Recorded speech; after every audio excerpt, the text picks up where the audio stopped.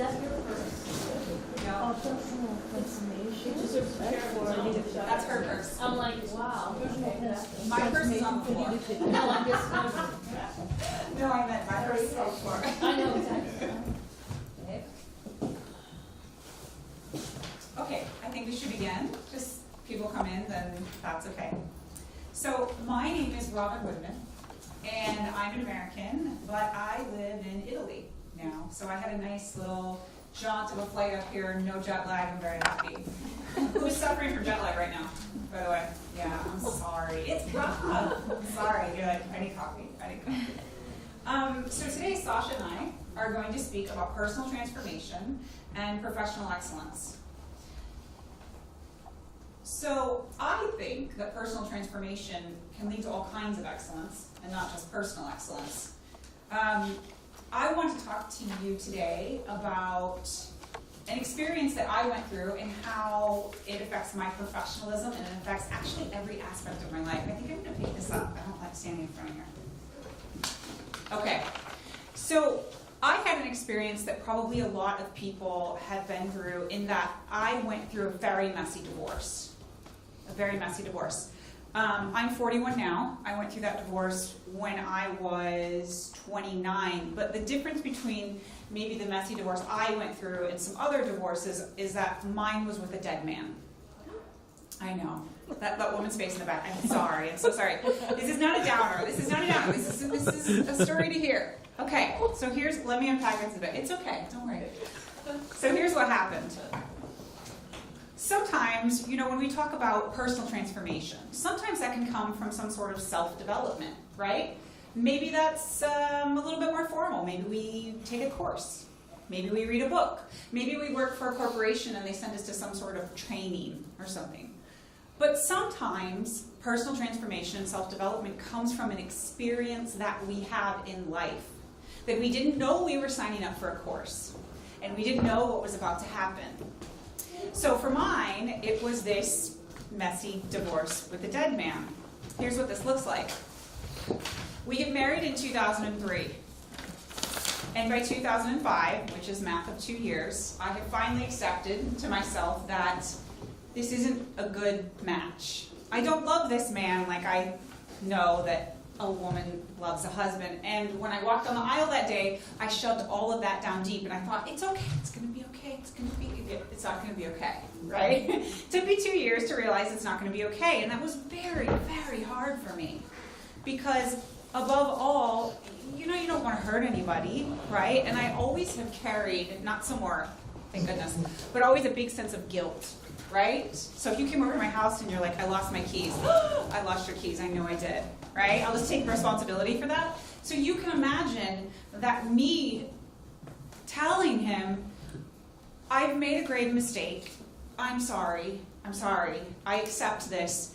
I have married you and I shouldn't have, and I'm sorry. That was hard, really hard. And for 6 weeks after that, and I know this period of time very well, he was angry, he was sad, sometimes he yelled, sometimes he cried. He always wanted to talk about it ad nauseum. And he would ask me questions that I didn't know the answers to, because I was just kind of feeling it out on my own, right? And he would say things to me that still all these years later I can remember. He would say, I can't believe you right now.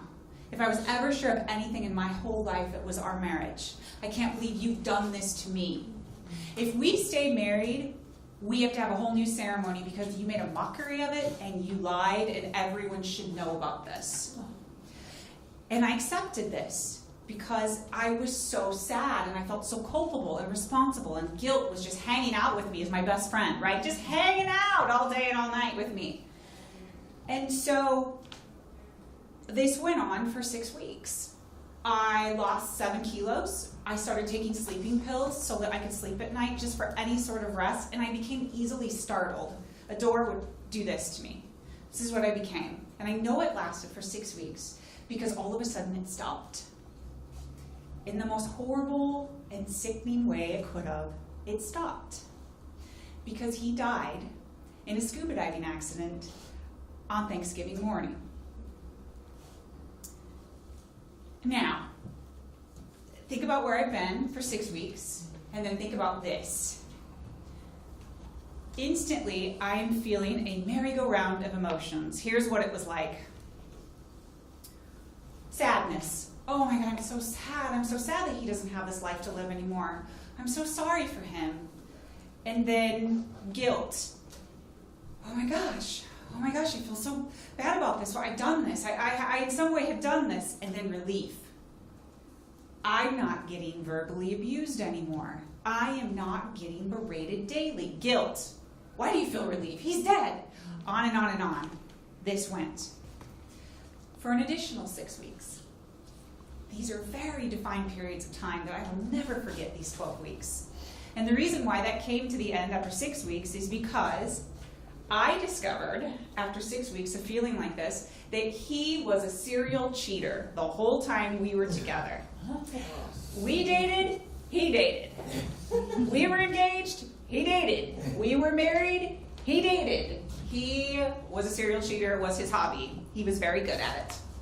So now you can imagine what this brought on. I was so angry. I was so angry. Yes, about the adultery. I mean, I would never have considered to do that. I didn't do that. I didn't understand that that was a thing that he thought he could do. But more importantly, the thing that I was really upset about, and it took me so long to be unmad, were those 6 weeks that he spent verbally berating me about what a horrible person I was. Okay. Now, what does this have to do with professional excellence? I'll tell you. Actually, I feel like this isn't just about professional excellence, this is about life excellence. So here, I had this very long, arduous experience that taught me a lot of things, and the biggest thing that it taught me was empathy. It took me 6 years, you guys, 6 years to be unmad at him. Not that I didn't live my life during that time, not that I didn't have lots of laughs and other relationships and, you know, do a lot of things that we all do in life.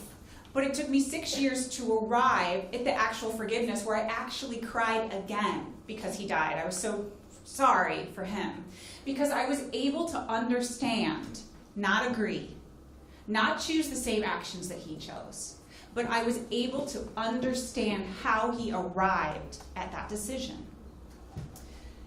I came to know my former husband better after he died than I did during our marriage. Not only him, but I also came to understand and know myself so much more. And that empathy that I learned by looking at him and looking at his actions and where he'd been and forgiving him allows me now to use that in every aspect of my life, professional and otherwise, with collaborators, with my friends, with my family, with everybody that I come into contact with. I don't have to agree with every action, but if I can understand how they arrived at that action, then that moves us to the part where we can talk with one another, when we can come up with a solution. Empathy has become everything. And then the other thing that really I learned from this was my own self-awareness of who I am and who I was, and what was my role in this, and what could I do differently, and what I know about myself now. And so professional excellence, of course, when we're in these situations of what we learn, and I think it's also important to try to understand when you're in the middle of a learning lesson, right? That lesson went on for a long time for me. I can tell you, I knew. I was like, oh, this is good stuff right here. This is the juice of life. And so understanding that, recognizing what you can learn from it, and then actually applying it. Because all those things that Robin didn't see and Robin didn't do during that period of time, you can bet that she did after that. And so I would hope that for all of us, the next time we're in any sort of situation that feels super hard or difficult, that we look at it as an opportunity to be excellent, sure, in our professional lives, but also just in life. Thank you so much for listening. Can we ask a quick question? Sure. 6, the number 6. It's in 6 weeks, 6 years, and I know 6 stands for harmony. I'm just curious because that was a theme in your talk. It was. There were a lot of 6s, I can tell you. I always say about the 6 years, since we just have 2 of us, is it okay if I just talk to this? There's just 2 of us, because we have a lot of time. I asked this. Well, listen, you guys. I said to him, I said, listen. Sorry, I'm yeah. talking. And as I said to him, I only need 1 photo for my website. Okay, look at me then, please. Just smile. Professional. Yeah. Some sort of creative. One more. Thank you so much Thank for you. indulging me. The thing I say about the 6 years, and I really mean this, I was very embarrassed for myself that it took me 6 years to get to the point of forgiveness, and simultaneously ridiculously proud that I got to the point of forgiving him, because I understood that that forgiveness wasn't necessarily for him, that it was for me. It was so for me. And honestly, like, I can laugh about things that he used to say or we used to do, or I miss him sometimes. Sometimes I'll even still think, and he died in 05, and it's 2018, I can still think like, oh, I should ask him that. No, I can't ask him that. But that's the kind of like feeling I have in my heart for him. And I'm really just grateful that he was able to teach me the greatest lesson of all time, really, of so many things that still impact my life in a very profound way. So I'm really proud of myself for that 6-year mark. Yeah. Sorry, what I don't understand is why did you marry him when you had a feeling that you didn't want to? Well, I think that this, Can you microphone? Robin, can I suggest something? Yeah. Because, I guess you guys all, been seeing me and hearing me throughout the day. So can we just make out of that? I suggest that we make kind of a coaching session, because this is a huge story. It should not just vanish.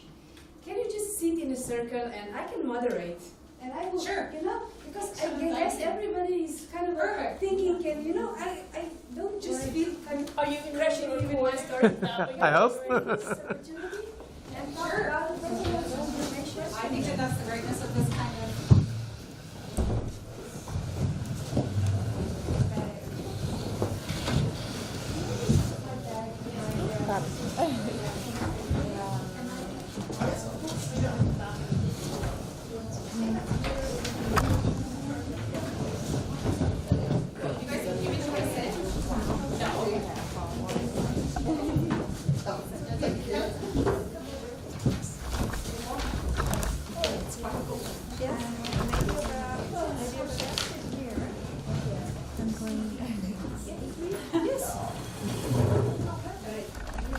Sorry for interrupt you, but you will be the first.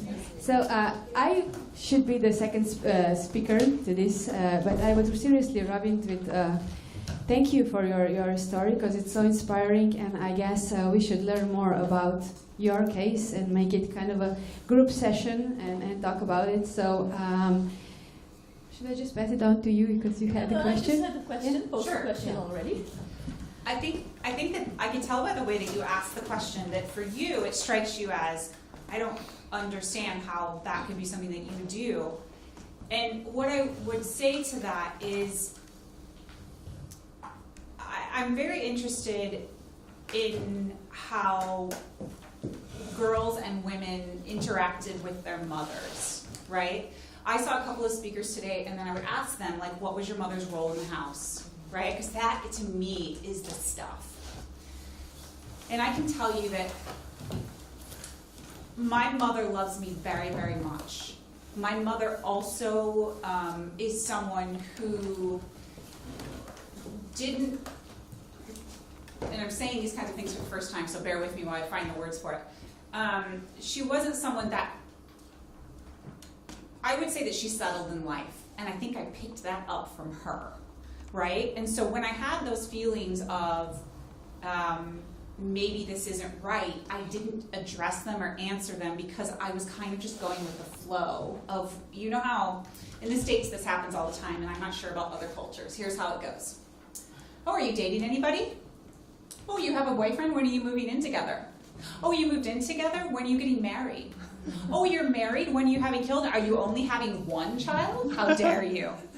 right? That's what happens, right? And there's a lot of that. And so I don't necessarily think that was on my mind, but it was almost like he asked me to marry him, and I thought, well, this must be the next thing. This must be it, right? Because that's what everyone tells me is the next thing. And really, if I'm honest with myself, this should have been a relationship that lasted for 6 months. And then I should have said, thanks, I learned a lot. You're great. You're not my great guy. You're someone else's great guy. I gotta go. And I didn't. I fell into it. It was not my idea to get married at all.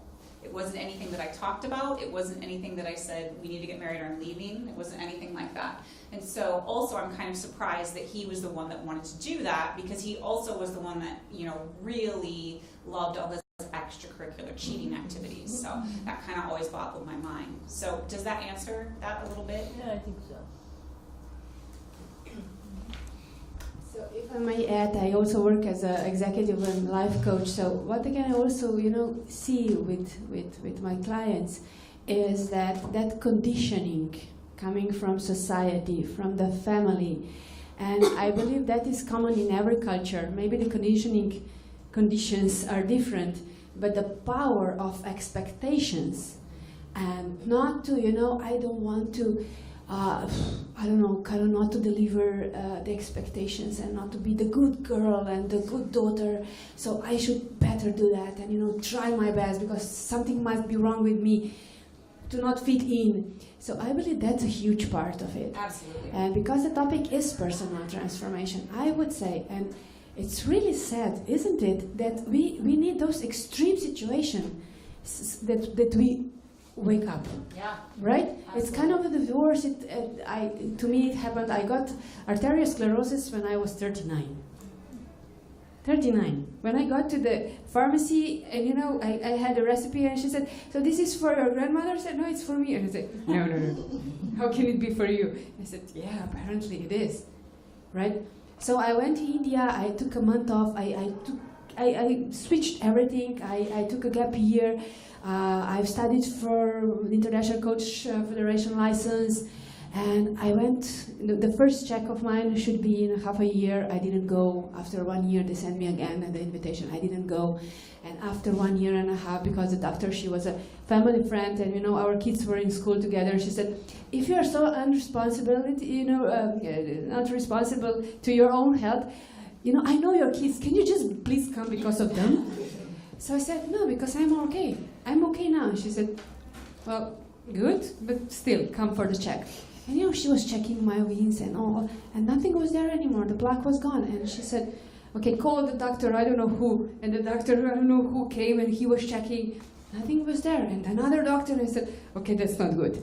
I said, "Guys, what's going on?" I said, "It's gone." And it's not gone like that. But luckily you were taking the medicines. And I said, "Guys, I didn't. I'm sorry." I went off the medicine after 3 weeks because it didn't felt right. My muscles hurt and all. And it just took me the switch. Kind of is it like that, right? Mm-hmm. It's kind of a switch within your brain. Mm-hmm. That those extreme situations is kind of a wake-up call. Mm-hmm. Who am I really? Why am I doing that? So let's just share. Do you have any stories into that direction that you would like to share? Actually, I wanted to, something that you said really stuck out for me when you mentioned that in that 6-year period, that you felt incredibly embarrassed and yet incredibly proud of that, how long it took you to get over that. Because I remember ending a relationship and then that period right after when I felt so incredibly bad, and I've always tried to, or I've always felt like I was a pretty strong person, and then all of a sudden finding myself, crying in spinning class and walking the streets, just like, I actually think there's probably like a group on Facebook of pictures of me just crying around the city because I was so pathetic, and but what actually hurt the most was being like, how can I be this, pathetic girl who's like crying in the streets, and and it was just like, and I totally kind of see the point of what you're making of like, even kind of sort of being even harder on yourself. Like, why are you still, like this? Or why does it take you so long to get over this particular, whatever the situation was?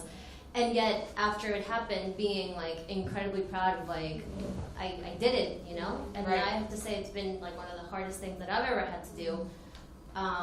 And now I think, and I kind of feel like, well, if I did that, I'm pretty unstoppable at this point, even though it was just like, a breakup, heartache, whatever, but it was so hard, and I think what was the hardest was me being hard on myself, So I think what you said, at least for me, was really, really powerful. So yeah, thank you. Thank you. Thank you for telling me that.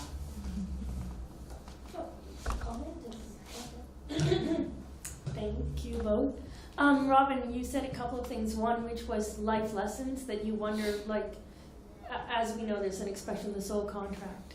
So it's like somehow your soul signed up for this. Oops, oh, here it comes, or you didn't know, and then afterwards you realized. So that's how I acknowledge that experience. I won't share mine. Mine's a little long, but anyway, another day. And then the forgiveness aspect and compassion and empathy, the connection between all those. And we know that when men cheat, of course, if they're cheating on you, that's no fun. But in hindsight, there must have been some part of him that He was very, I think he was a shell of who he wanted to be. And I think that it was the wanting that he experienced from women wanting him that really he tried to fill himself up with again and again and again. And it just was never successful for him. Right, and so learning that, I guess, is part of the soul evolution process, which you had the gift of learning. And then the other last point was what you said about mother, and you said about conformity, and I think that, a lot of women are defined, or all of us are defined by our mothers, and it's not even the society's conditioning, but it's unconditional love. Mm-hmm. It's a tacit understanding that unless you do it this way, so they really don't even have to speak it. Mm-hmm. It's what we understand from how we're raised. Mm-hmm. So. And I think too, the other Can you take the microphone, please? Sorry. I think too, the other thing that really played into it was I didn't know anyone else that was doing anything different than that, really. I grew up in a small farm community in central Illinois, 1,200 people. And I moved away for graduate school, and I did that, and that's where I, met my husband. But it wasn't like I had other peers even to look at, and my mother certainly wasn't encouraging me to do something different. Like, yes, of course you should go, blah, blah, blah. I remember the first time that I told her I was moving to Italy. I was 22. She lost it, 100% lost it, and screamed at me because I wasn't normal. And I can see because she was so upset, because for her, I was in mortal danger, because everything was always, you didn't answer your phone, are you dead in a ditch? Dead in a ditch is like the mother phrase from the United States, especially from where I grew up. Mom, I was in the shower. I thought you were dead in a ditch. Right, okay, so the point is that we're like sorry. It wasn't like there were other people I could look to and be like, oh, that's really cool that they're doing that. No, everyone's already getting married. And so I didn't feel like, I wanted to fit into that. I just didn't see that there was another option, that I could have stood up and said, no, thank you. Also, what played into it is we were at the very beginning of a 2-month trip through Europe. It was day 5, and he asked me. Day 5. Day 5. Yeah, I have to go. Bye. No, thank you.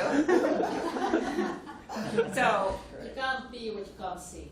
This is yes. I like that. You didn't see any. I didn't see it. And later I described it as I felt like everyone I knew was on a really fast moving train. And they were on the train with me, and if I would have stood up and said, no, thank you, I would have brought the train to a screeching halt, and everyone would have looked at me and said, what are you doing? That's exactly what it felt like, and it took me years to actually articulate that, so. Yeah, so I would also like to share a bit about what you shared about that guilt feeling that you went through. So I am from India, and in India, the culture looks at women's primary role is motherhood, and an ideal mother is a woman, a mother who's always around for her kids. When the kids come back from school, whenever there's any crisis in the child's life, just being around. And growing up in India as a little girl, you see that most of the moms are doing that, including your own mom. So when I had my son is 14 years old now. So when I had my son, I also tried doing that. But my own, that intellectual satisfaction and that desire to do. So I started doing PhD while my son was growing up because I didn't like just being home. So finally when he was 10 years old, I decided to, get on with a full-time job. I work with an NGO and my job requires me to be traveling 18, 19 days in a month. And I travel to remote parts of the country. And I live in Delhi, which is not considered to be very safe for women. Now, to suppress the guilt of being away for so long, I started putting my own safety at risk. So rather than traveling a day early, I started taking early morning flights and late night flights so that I don't spend 2 extra nights away, which meant leaving at 3:34 in the morning, returning home at 1:30 in the night in a city like Delhi. This went on for 4 years. There was guilt, but there was also this sense that, I'm doing my best. I am not away for too long. The turning point was when my son was 12 years old, and they had this, they used to have a lot of social, group work assignment where kids are put together to do an assignment. Mostly moms, would pick and drop the children. Since I was traveling, I was always requesting some mom or the other to pick up my son and drop. So one of the days, my son said that I really want you to be here for this one, but I was traveling. So I told to him over phone that, I'll make up for it. In the evening, he called me and he said that everybody's mama was there. You were the only one missing. So I said, I'm so sorry, you would have felt bad about it. So he said, you know what? My friend's mom said, poor Sid, it's only he whose mom is never around. And I said, and what did you say? He said, I told that auntie that I'm really proud of my mom because you are looking after only your son. My mom is looking after a lot of children and women in this country.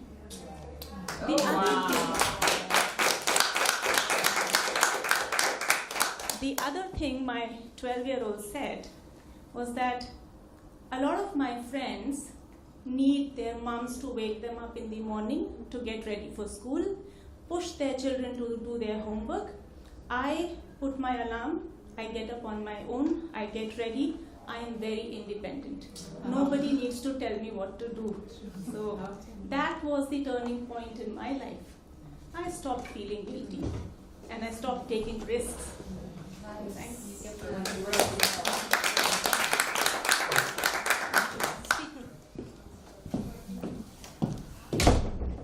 Hi. I'd just like to say I think we are more similar than we all give ourselves credit for. I think as women we put so much pressure on ourselves. And in my culture, I come from Jamaican parentage.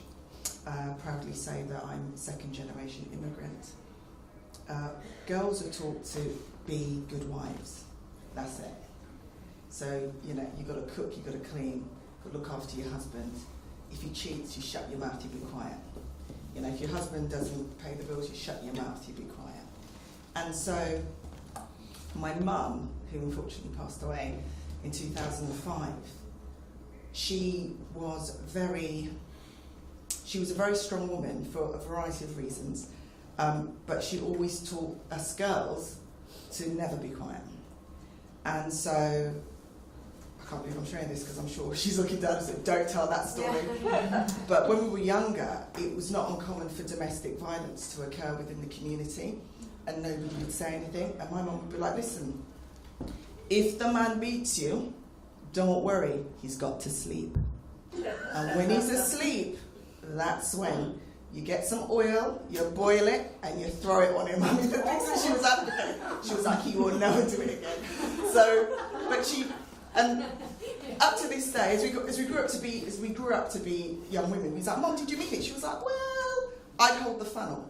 But her point was, it doesn't matter how hard it is, and even when you think that you have no power in a situation, that person has to sleep. And that's what we took away from that. And when I was growing up, when I went to school, I was the first in my family, and I was the 7th child, to go to a grammar school. And, you know, I wouldn't say I was academically gifted, but I was bright. I worked hard. And my parents were called in when I was 15 years of age. And my careers teacher knew that I wanted to become a lawyer. And what he told my parents was, you know, it was 1982, he said, listen, you know, I don't think she's going to amount to anything, his exact words. And he said, but I found her a job in a factory, and you can take her out of school now. I've spoken to the manager, they'll take her. And my dad was, you know, ashen with anger. My mum was the one who was like, Mr. Morrison, you're talking shit.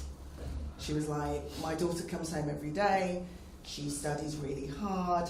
I cannot believe that you would A, have this meeting, but B, that you would say this in front of her to demoralise her.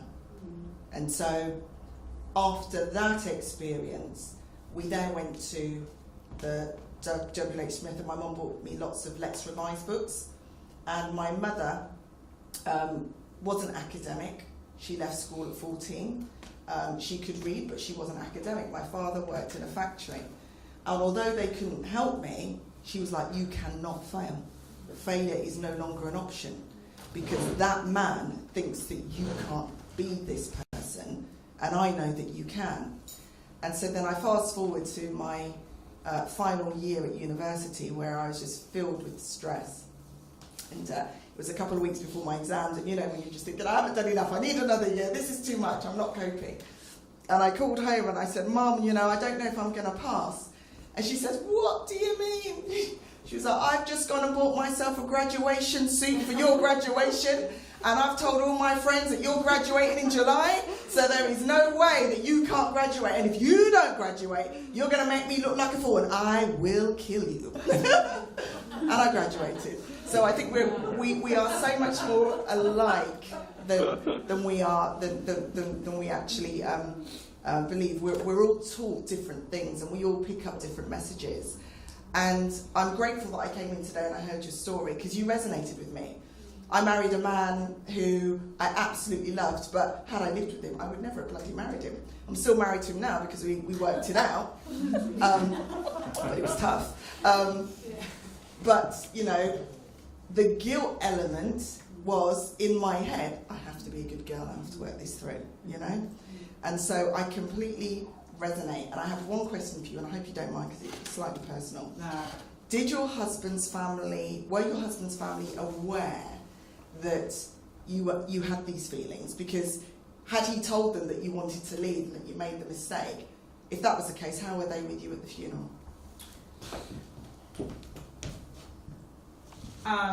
No one knew. Right. I told my people. I'm not sure who he told. His mom, this is when we were, you know, he was 30, I was 29. His mom passed when he was 18 from cancer.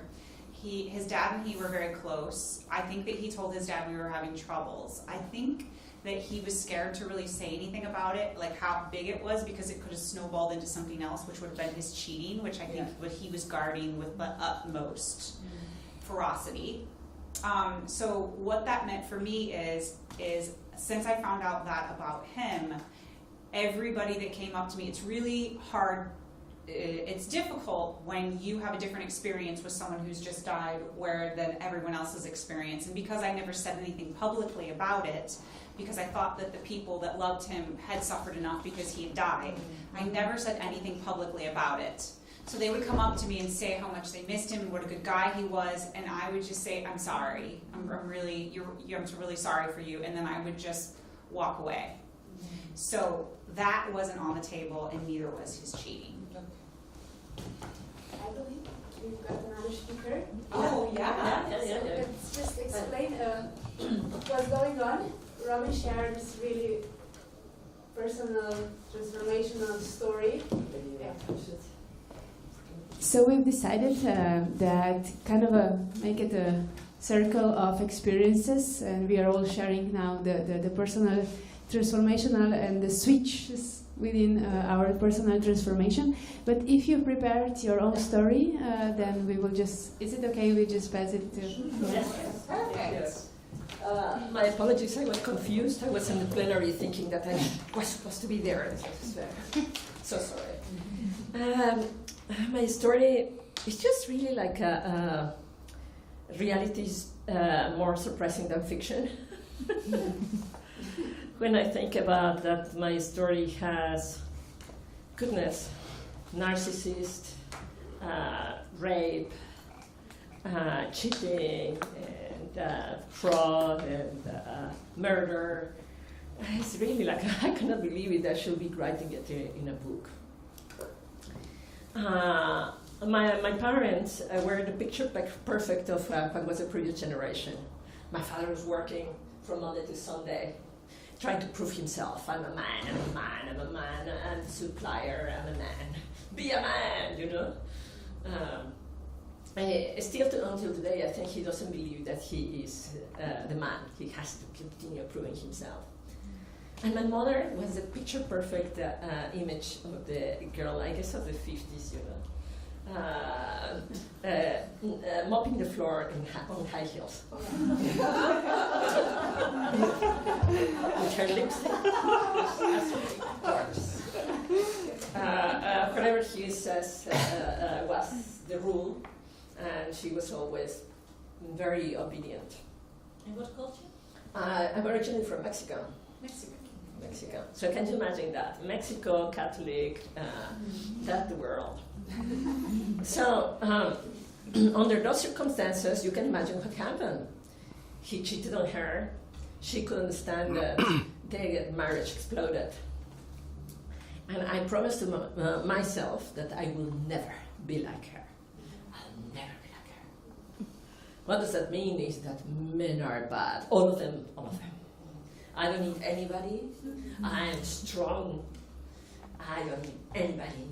I don't need other girlfriends. I don't need men. I don't need anybody, anything.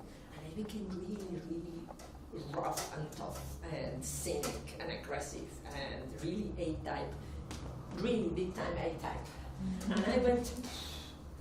I studied, I got academic prizes, I got into corporate world, promotion.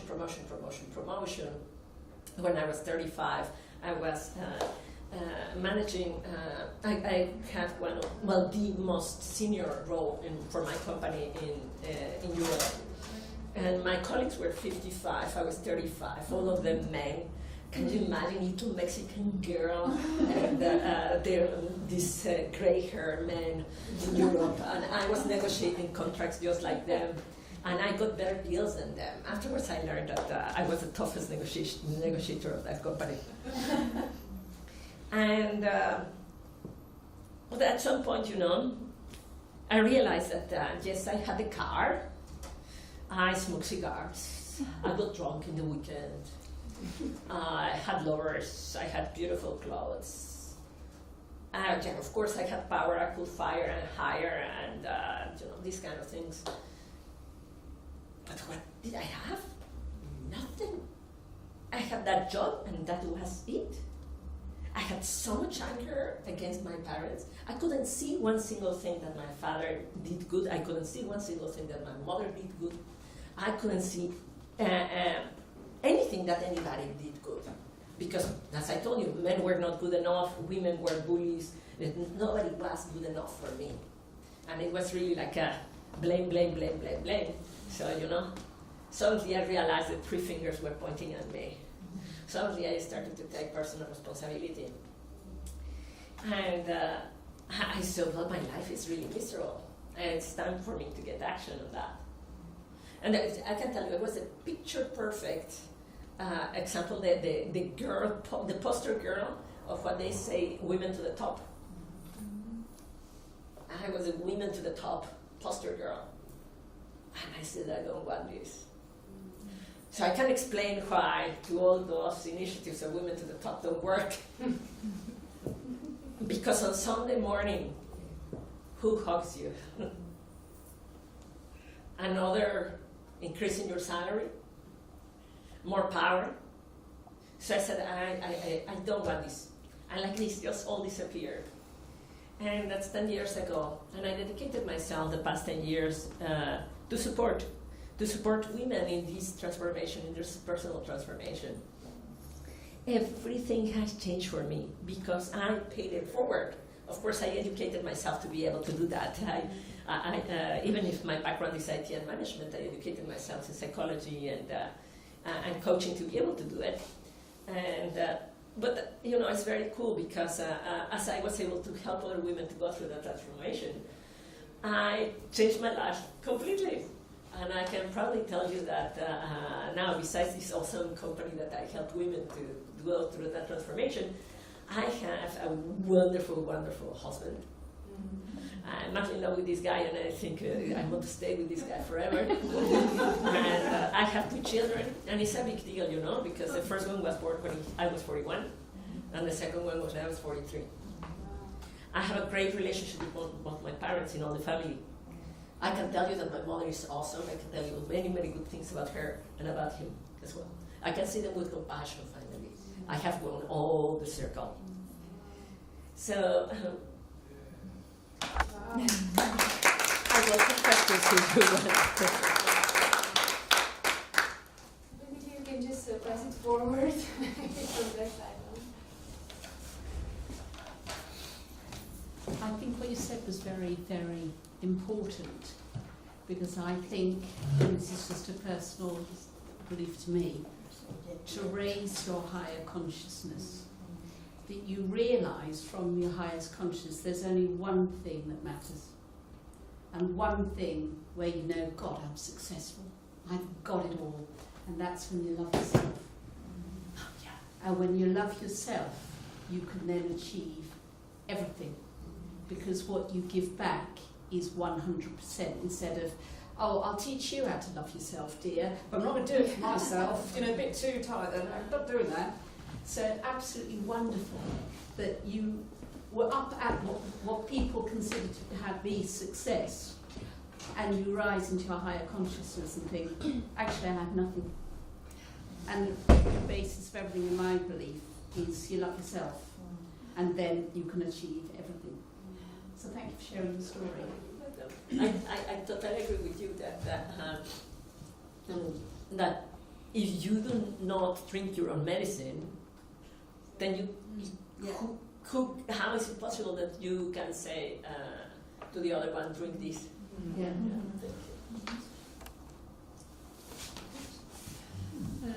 I would like to share something about the previous story and about the guilt thing and the guilt trip, basically. I had an international training job, so I was, my first expat mission was in Singapore. And it wasn't really that long, it was about 2 weeks, but I missed my kids. And I called home and I said, "Oh, Mommy, this is you." And my son said, "Why?" And after that, I do miss them, but I lost the guilt. It was an immediate, medicine, basically. And I was thinking about these stories, and one thing that occurred to me was that somehow you have to move through pain before the switch comes. And I must be a very stupid learner because every time I've worked for a bank for 30 years, and the only thing that made me move my butt was when I had a bad boss or bad colleagues, or that was the only thing that sort of made me think, why? Why? First of all, why me? That's the first question. But then, how can I sort of not change him or her, but how can I sort of use this experience to change me? And that got me promoted. several times. But the experiences in themselves were quite hard. And were very heartbreaking, I would say. So it's a sort of philosophical question, why does it have to be that hard before I learn, or before people learn, maybe. But that's a rhetorical question, I guess. Thank you. So, you?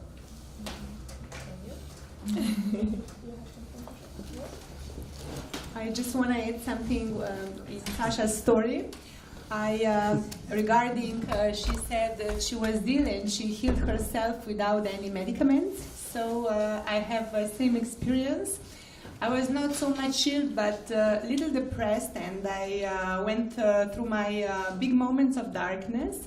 But whenever we filled all our cells and molecules with the light, with divine light, we become connected with luminous part of ourselves, and we are immediately healed, because the fact is that in spiritual truth we are 100% health.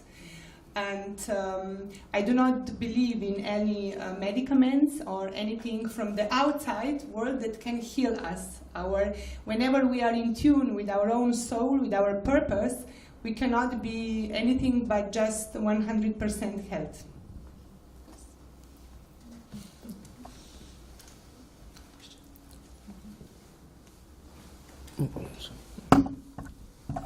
I'll skip.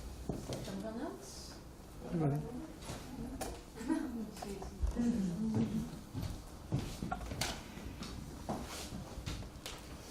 So thank you for sharing all the stories, and I don't know what the time is. Do we have some more? 10 minutes. 10 minutes. So if I can wrap up, I don't know if you all heard about my Camino walk. Ladies were asking me if I'm going to share that story, so let me just give you some more details. Coming out of my personal transformation, I also went from being a corporate suit bachelor in economics, doing all the corporate drama, till one point when I also realized that what it is all about, right? Do I need all of that? So I also took a gap year, so I've done the ICF and all of that. And in order to help people to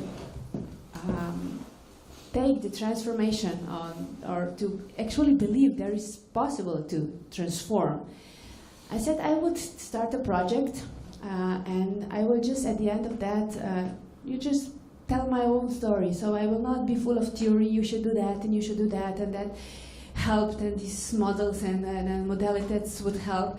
I would just come with my own story, with 1 year of my life that I am dedicated right now into all 4 pillars that usually the well-being that leads to transformation is all about. First, acknowledge yourself and your vehicle that's, driving your soul on earth, meaning you have to take care of your body. If we want it or not, it starts with your own body. So doing sports, feeling good, it will rise up the serotonin, it will rise up the dopamine, and you will immediately feel better. Out of that, you will have more empowerment to do whatever you do best, right? To raise up with your hobbies, to find out what your life purpose is.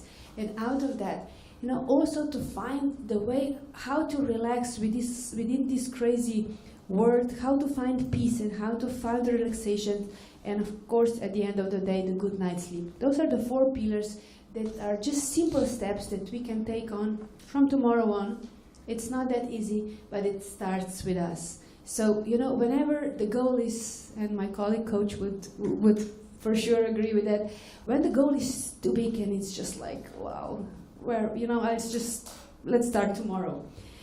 It's going to be in tomorrow all the time, so it just will stay in tomorrow. So if we're just taking those small steps, for sure it will take us to whatever we want to change, and we don't need to wait for those extreme situations, right, of divorce or sickness or whatever to wake up.